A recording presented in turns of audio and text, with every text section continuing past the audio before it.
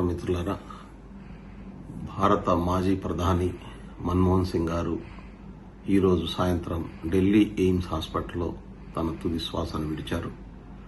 భారతదేశం నూతన ఆర్థిక విధానాలు తీసుకొచ్చి ఇవాళ అన్ని రకాల సౌకర్యాలు సామాన్యం దాకా వెళ్లడంలో కీలక పాత్ర పోషించినటువంటి వ్యక్తి. భారతదేశం ఆర్థికంగా వెనుకబడిపోతున్నటువంటి క్రమంలో